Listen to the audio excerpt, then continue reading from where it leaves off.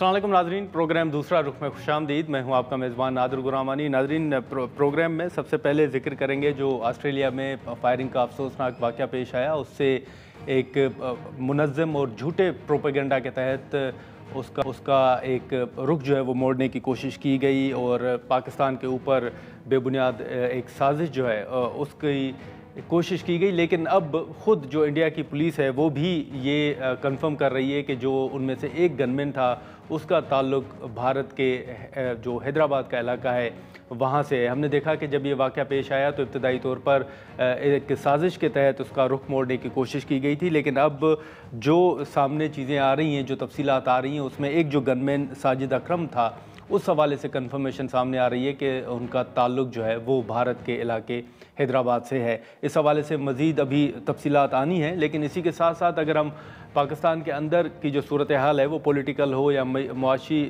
सूरत हाल हो, उस हवाले से अगर गुफ्तगू करें तो सियासी सूरत हाल के हवाले से इस वक्त भी अपोजिशन और हुकूमत के दरमियान जो एक मामलात हैं वो हल की तरफ नहीं जा रहे। हमने देखा कि हाल ही में जो पाकिस्तान तहरीक इंसाफ बार बार ये मुतालबा कर रही है कि खान साहब के साथ मुलाकात की इजाज़त दी जाए। आज भी खान साहब की जो फैमिली है, जो बहनें हैं, वो उनसे मुलाकात के लिए अडयाला जेल पहुंची हैं, लेकिन उनको रोक दिया गया और वो मुलाकात अभी तक जो है वो नहीं हो सकी। इसी के साथ साथ आज पाकिस्तान तहरीक इंसाफ ने एक मरतबा फिर अपने तहफ़्फ़ुज़ात का इजहार किया है और कहा है कि अब 28वीं तरमीम की तरफ शायद माहौल जा रहा है और हुकूमत ये इरादा रखती है कि नए सूबे बनाए जाएं और 18वीं तरमीम में मज़ीद तरमीम की जाए या NFC के हवाले से भी मामलात को आगे बढ़ाया जाए। अब PTI ये भी मुतालबा कर रही है कि ये हसास मामलात हैं, इन मामलात पर सबको एतमाद में लिया जाए।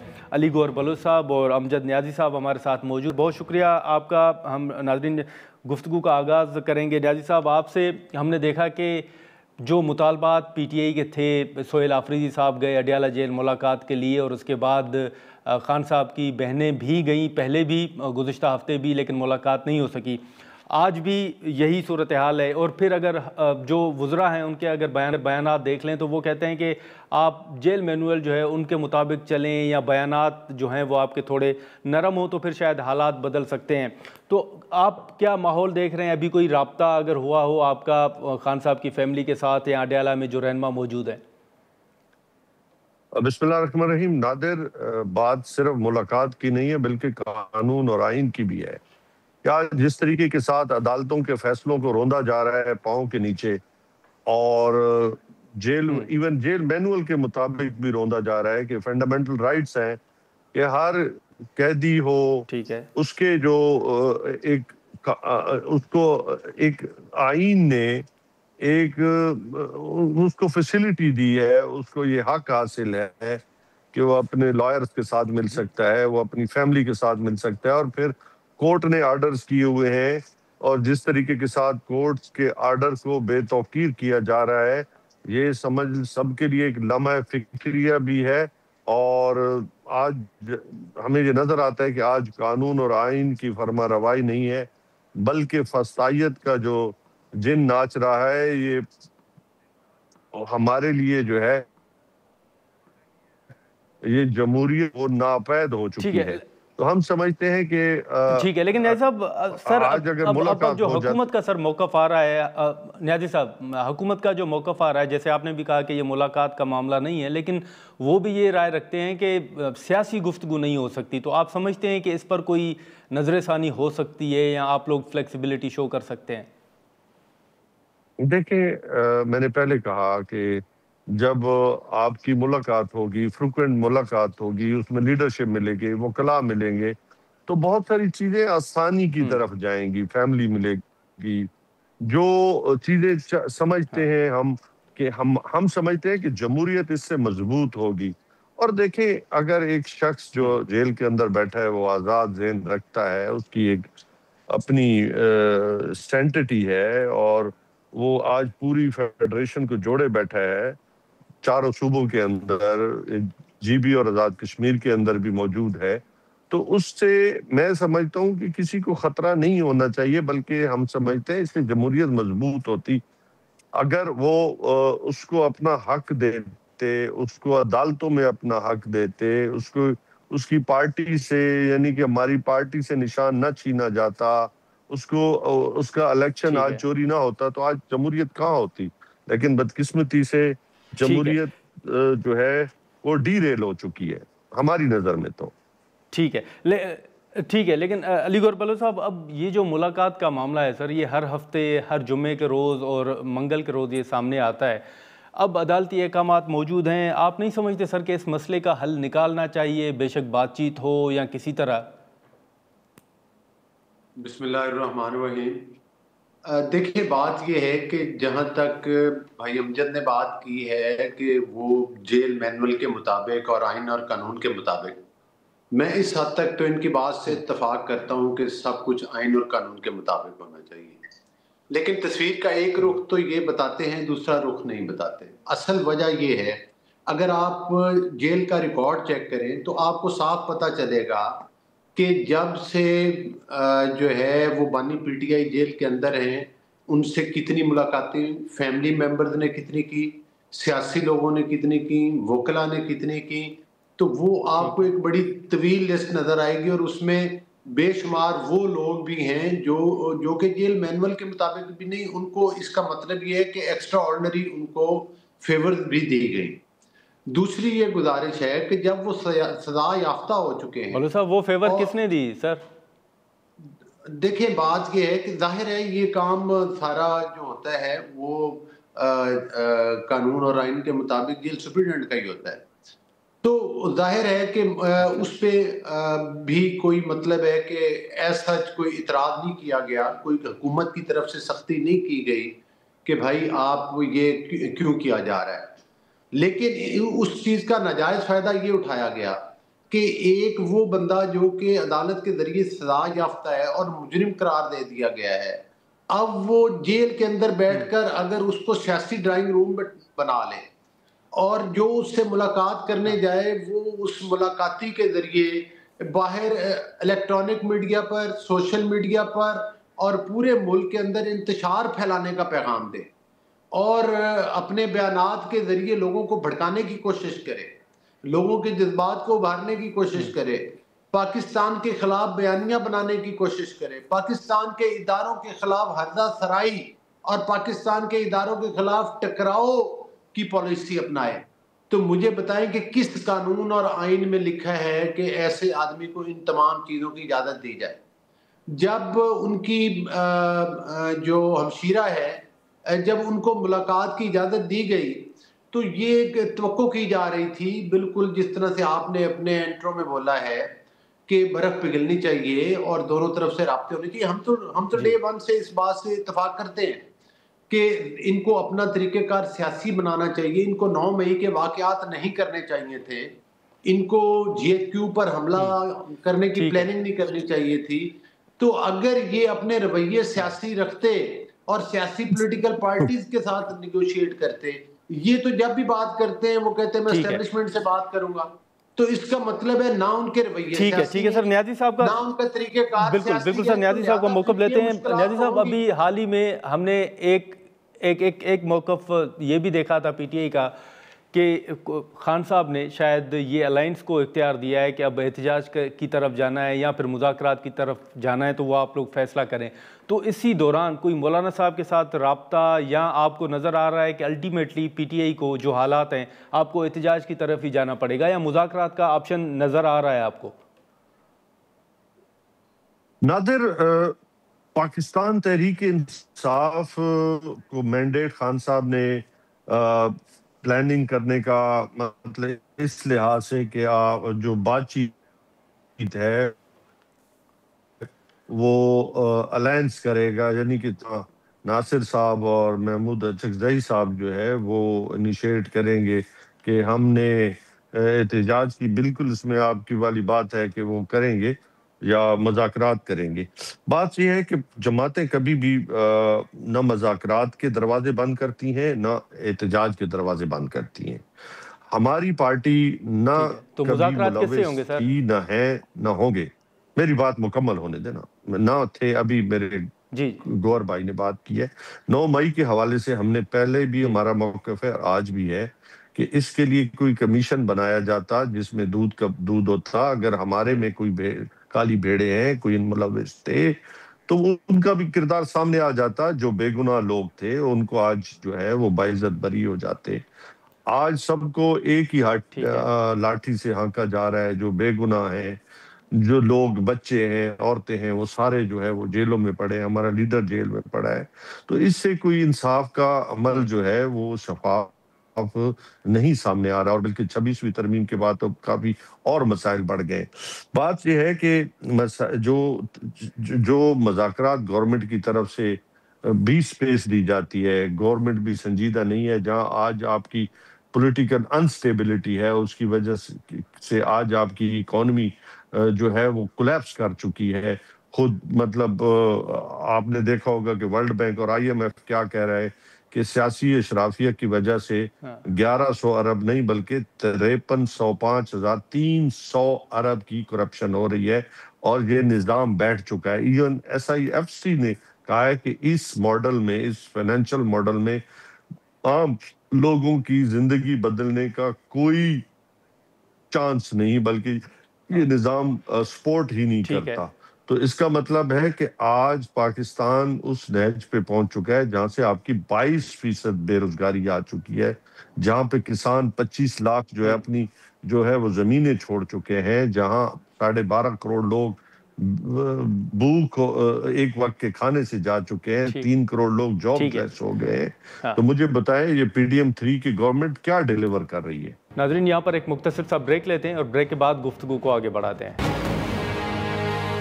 پروگرام میں ایک بار پھر خوش آمدید. بلوچ صاحب، یہی بات جو نیازی صاحب فرما رہے تھے، جو ورلڈ بینک کی رپورٹ ہے اس کے بعد ہم نے دیکھا کہ لیبر سروے بھی آیا. اب ایک طرف حکومت تو کہہ رہی ہے کہ حالات بہتر ہو رہے ہیں، معیشت جو ہے وہ سنبھل گئی ہے. آپ سمجھتے ہیں کہ اگر ان رپورٹس کو اور ان سرویز کو سامنے رکھا جائے تو واقعی چیلنجز ابھی بھی بہت موجود ہیں؟ نہیں، دیکھیں بات یہ ہے کہ اس طرح سے بات نہیں ہے.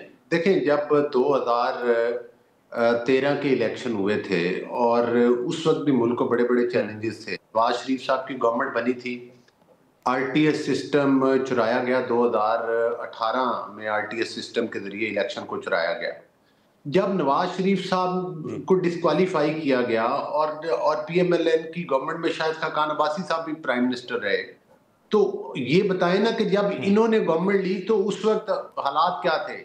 140 روپے کلو والی چینی جو ہے وہ 140 پر اس وقت کس نے پہنچائی تھی. اس وقت آپ کو یاد ہے مہنگائی کی شرح سنگل ڈیجٹ میں تھی.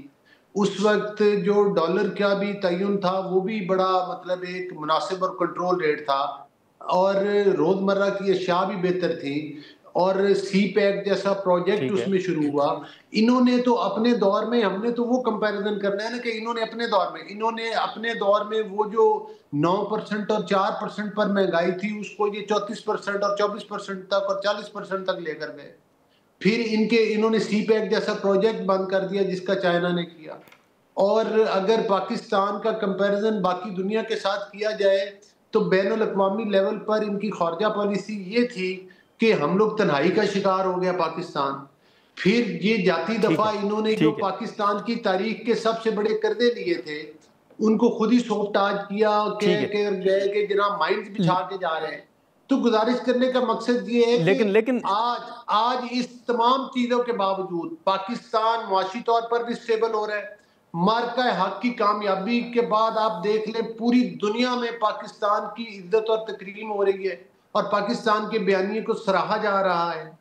تو آج ٹھیک ہے، لیکن بلوچ صاحب آخر میں سر یہ بھی بتائیے گا کہ معاشی طور پر کچھ چیلنجز ہیں، لیکن وہ بھی جس طرح سے حکومت نے کنسنٹریٹ کیا ہوا ہے آنے والے وقت میں وہ مزید بہتر ہو جائے گی انشاءاللہ تعالی. ٹھیک ہے، لیکن بلوچ صاحب یہ بھی بتائیے گا کہ اب یہ جو PTI تحفظات کا اظہار کر رہی ہے کہ شاید آپ 28ویں آئینی ترمیم کی طرف جا رہے ہیں، پھر ملک میں نئے صوبوں کے حوالے سے ایک بحث چل رہی ہے، کیا NFC میں تبدیلی، نئے صوبوں کی طرف جانا، اس کے پیچھے مسلم لیگ نون بھی ہے؟ مسلم لیگ نون بھی سمجھتی ہے کہ صوبے بننے چاہیے یا NFC میں کوئی رد و بدل ہو؟ دیکھیں بات یہ ہے کہ 28ویں ترمیم جہاں تک آپ کہہ رہے ہیں کہ امینڈمنٹ کا آنا یا قانون سازی کرنا، پارلیمان کا کام کیا ہے؟ پارلیمان کا کام قانون سازی کرنا ہے. آپ پارلیمان کو کسی جمود کا شکار نہیں کر سکتے. اگر پارلیمان جو ہے وہ قانون سازی کرتی ہے، کوئی آئین میں امینڈمنٹ کرتی ہے، تو وہ اس کا آئینی حق اور اس کا کام ہی یہی ہے کہ وہ کرے. چاہے جائے کہ آپ اسمبلی کے اندر گالم گلوچ کریں، چاہے جائے کہ ہنگامہ برپا کریں، چاہے جائے کہ ایک دوسرے کی طرف انگلیاں اٹھائیں، اصل کام تو پارلیمان کا قانون سازی ہے. اور قانون سازی کے لیے 28ویں ترمیم ہو یا 29ویں ترمیم ہو یا 30ویں ترمیم ہو، جو ملک کے مفاد میں ہوگا وہ ترمیم ہوگی. جہاں تک آپ کہہ رہے ہیں کہ وہ مطلب ہے کہ اس میں نہیں، جہاں تک آپ نے کہا ہے کہ کوئی دوسرے صوبے بن رہے ہیں یا کوئی اور چیزیں، جب تک اس کا کوئی سکیچ سامنے نہیں آئے گا اور کوئی چیز جو بھی ہوگی وہ پارلیمان میں بحث کے لیے آ جائے گی. اور میرا خیال ہے کہ صوبوں کے حوالے سے تو ابھی کوئی پی ایم ایل این کی لیڈرشپ کا بھی کوئی ایسا بیان نہیں آیا. بہرحال 28ویں ترمیم کا ہے ضرور کہ اس میں کوئی چیزیں ضرور ہوں گی جو ملکی مفاد میں ہوں. اچھا ٹھیک ہے، لیکن اب نیازی صاحب، جو بلوچ صاحب نے کہا کہ پارلیمان کا کام ہے اور اگر 28ویں آئینی ترمیم آئے گی تو وہ پارلیمان میں آئے گی، تو آپ سمجھتے ہیں کہ پارلیمان کا حصہ ہے پی ٹی آئی، تو یہ جب چیزیں سامنے آئیں گی تو پارلیمان میں آپ کے سامنے بھی یہ تمام چیزیں آ جائیں گی؟ نادر، پارلیمان بنانے کے لیے آپ کچھ شو کرتے ہیں، آپ کسٹوڈین بنتے ہیں.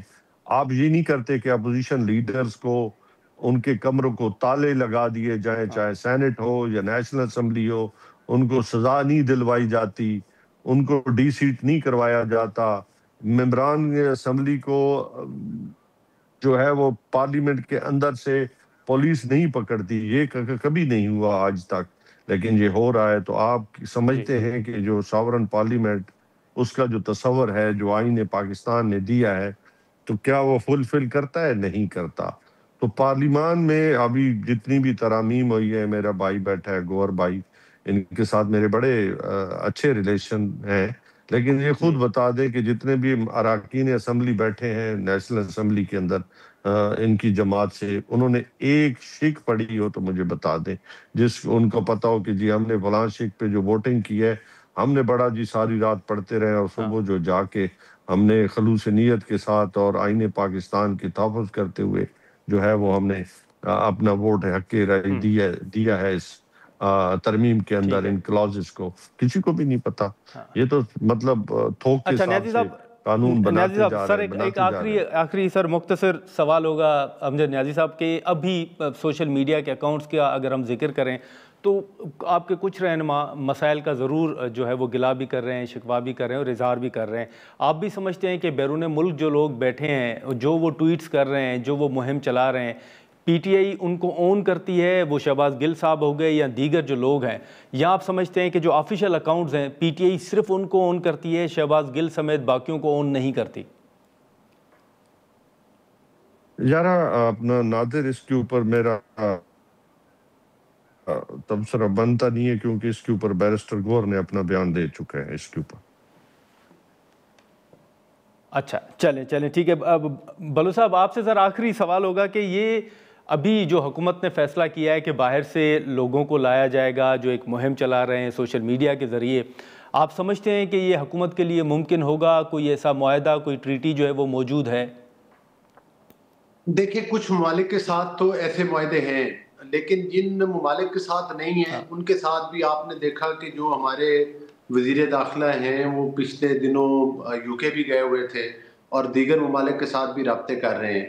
اور ان لوگوں کے خلاف جو پاکستان میں مطلب ہے کہ سوشل میڈیا کے ذریعے انتشار پھیلاتے ہیں اور اداروں کو ٹارگٹ کرتے ہیں اور ہردہ سرائی کرتے ہیں، پاکستان کے خلاف بات کرتے ہیں، اس سلسلہ میں مختلف ممالک کی گورنمنٹ سے رابطہ کیے ہوئے ہیں اور مجھے امید ہے کہ اس پر پیش رفت ہوگی.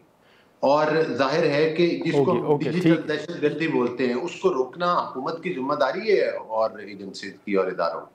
چلیں ٹھیک ہے. بلو صاحب آپ کا، نیازی صاحب آپ کا بہت شکریہ سر نکالنے کا. ناظرین، علی گور بلو صاحب اور امجد نیازی صاحب کی گفتگو آپ نے سنی. ہم یہاں پر ایک مختصر سا بریک لیتے ہیں اور بریک کے بعد پیپلز پارٹی کی سینئر رہنما شازیہ مری صاحبہ میں جوائن کریں گے. پروگرام میں ایک بار پھر خوش آمدید ناظرین. پی ٹی آئی اور مسلم لیگ نون کا موقف آپ نے سنا. اب جو صوبوں کے حوالے سے یا اڈیالہ جیل کے باہر جو صورتحال ہے اور جو مختلف ایشوز ہیں اس پر ہم گفتگو کریں گے. پیپلز پارٹی کی سینئر رہنما شازیہ مری صاحبہ ہمارے ساتھ موجود ہے. بہت شکریہ شازیہ مری صاحبہ وقت نکالنے کا. سب سے پہلے تو اس وقت آپ گزشتہ کئی دنوں سے دیکھ رہی ہوں گی کہ اڈیالہ جیل کے باہر ملاقاتوں کے معاملے پر احتجاج بھی ہوتا ہے, دھرنا بھی ہوتا ہے, واٹر کینن کا استعمال بھی ہوتا ہے. یہ آپ اس معاملے کا حل کیا دیکھ رہی ہیں؟ پی ٹی آئی دعویٰ کر رہی ہے کہ ان کے پاس عدالتی احکامات موجود ہیں, اس کے باوجود ملاقات نہیں ہو پا رہی, اور حکومت کا کچھ اور موقف ہے. آپ پیپلز پارٹی کس طرح دیکھ رہی ہے کہ اس مسئلے کا حل کیا نکلنا چاہیے؟ دیکھیے اس کا بہتر جواب تو حکومت ہی دے سکتی ہے. حکومت کی ایک اعلائی کی حیثیت میں یا پھر آپ ایک پولیٹیکل پارٹی کی کیا پوزیشن ہے اس لحاظ سے پوچھیں تو پاکستان پیپلز پارٹی نے ہمیشہ یہ بات کی ہے. چیئرمین بلاول بھٹو زرداری صاحب نے ہمیشہ یہ کہا ہے کہ جی اپوزیشن کو ساتھ لے کے چلنا چاہیے, اور اپوزیشن کا انپٹ جو ہے وہ حکومت کے کسی بھی فیصلے یا پالیسی میں ضروری ہوتا ہے. یہ جمہوریت کا ایک حسن ہے, خوبصورتی ہے, اور اس کو بھرپور طریقے سے ہمیں جو ہے اس پر کام کرنے کی ضرورت ہے. بہرحال یہ حکومت کی ایک اپنی ایک طریقہ ہے یا ان کی ایک اپنی انڈرسٹینڈنگ ہے, لیکن میں ان کو بھی اس بات کا کریڈٹ دوں گی کہ وہ کوشش کرتے نظر آئے ہیں. پیپلز پارٹی نے تو کئی مواقع پہ آپ کو پتہ ہے کہ خود جو ہے وہ میڈیٹ کرنے کی بھی بات کی ہے, اور ہم نے بہت حد تک معاملات کو جو ہے وہ افہام و تفہیم سے جو ہے وہ چلانے کے لیے اپنا کردار ادا کیا ہے. اب حکومت کی یقیناً بھی اگر آپ ان کی طرف کی سٹوری سنیں اور بات سمجھیں تو وہ یہ کہتے ہیں کہ جی یہ بہت انریزنیبلی بیہیو کرتے ہیں, یہ قانون کو فالو نہیں کرتے, آئین کا احترام نہیں کرتے. اور ہم نے دیکھا ہے کہ پی ٹی آئی اسی طرف جا رہی ہے, اور پی ٹی آئی کے اندر بھی دھڑے بن چکے ہیں. ایک گروپ ایک بات کرتا ہے, دوسرا گروپ دوسری بات کرتا ہے, تیسرا گروپ کوئی اور نئی کہانی پھیلتا ہے. تو میرا یہ خیال ہے کہ پی ٹی آئی کو اپنی صفوں میں منظم کرنے کی ضرورت ہے. جماعت کو اسے ایک پیج پہ خود بھی جماعت کو آنے کی ضرورت ہے. کوئی گروپ چلا جاتا ہے وہاں پر ہنگامہ کرتا ہے, دوسرا گروپ کہتا ہے کہ ہمارا اس سے تعلق نہیں ہے. جس طرح میں نے پہلے کہا, تو میرا خیال ہے بہت کنفیوژن ان کی اپنی صفوں میں ہے. لیکن قانون کے تحت اگر کسی سے ملاقات کرنی ہے تو وہ ہونی چاہیے, بلکہ ہوتی ہیں. ہمیں تو ان ملاقاتوں کے حوالے سے یہ انفارمیشن ہے کہ ہوتی رہی ہیں. ان کے وکلا سے بھی وہ ملتے ہیں, اپنی بہنوں سے بھی ملتے ہیں. ہمیں افسوس اس بات پر ہے کہ وہ اپنی بہنوں کو بھارتی میڈیا پر, پرو مودی میڈیا پر بھیجتے ہیں پاکستان کے خلاف بات کرنے پر. تو میرا خیال ہے کہ پی ٹی آئی کو بھی جو ہے وہ انتشار اور نفرت کی جو ان کی حرکات ہیں, میں اسے پالیٹکس نہیں کہوں گی, ان کا جو طرز ہے کام کرنے کا وہ بھی سیاسی ہونا چاہیے. وہ انتشار پر مبنی یا نفرت پر مبنی نہیں ہونا چاہیے. ہاں, لیکن شازیہ صاحبہ اسی تناظر میں حکومت ایک موقف یہ بھی رکھ رہی ہے کہ جو باہر سے کچھ سوشل میڈیا اکاؤنٹس آپریٹ ہو رہے ہیں, ایکس کے حوالے سے انہوں نے کہا ہے کہ اگر وہ سب سے کم تعاون کر رہا ہے پاکستان کے ساتھ, تو اگر انہوں نے تعاون نہ کیا تو پھر ایکس کو پاکستان میں بین کیا جا سکتا ہے. اب اگر حالات اس طرف جاتے ہیں تو پیپلز پارٹی سپورٹ کرے گی کہ ایکس پر پابندی ہونی چاہیے؟ دیکھیں, میں آپ کے چینل کے توسط سے, بلکہ آپ کے پروگرام کے توسط سے یہ کہوں گی کہ دیکھیں, پہلے تو میں کنڈیم کروں گی کہ جو ڈیجیٹل میڈیا کے اوپر, جو ڈیجیٹل پلیٹ فارمز کے اوپر ہراسمنٹ ہو رہی ہے, بالخصوص خواتین کی, اور جو جرنلسٹ ہیں, خاص طور پہ میں نے آسمہ شیرازی صاحبہ کا میں نام بھی لوں گی, اور بھی ہیں افسا کومل صاحبہ ہیں, اور ہماری دیگر ایکٹیوسٹ ہیں خواتین, ان کے ساتھ جس طرح ڈیجیٹل میڈیا کے فورمز کو ابیوز کر کے ان کو ہراس کیا جا رہا ہے, یہ قابل مذمت ہے. اور ہم سمجھتے ہیں کہ اگر ہمارے پاس اس طرح کے پلیٹ فارمز ہیں تو اس کو ہمیں بہتری کے لیے استعمال کرنے کی ضرورت ہے, نہ کہ اپنے ہی گھر کے اندر اپنی ہی ماؤں, بہنوں, بیٹیوں کو اس طرح ٹارگٹ کر کے ہم کچھ حاصل نہیں کریں گے.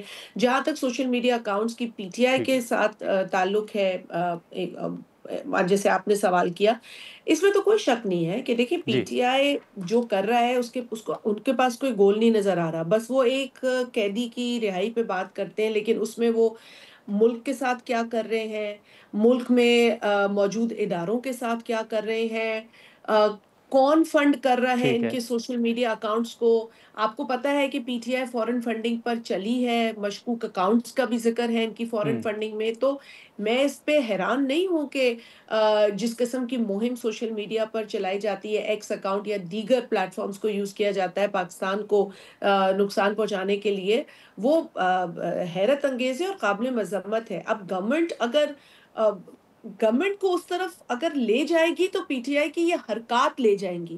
میرا خیال ہے P T I should act اچھا ریسپانسبلی.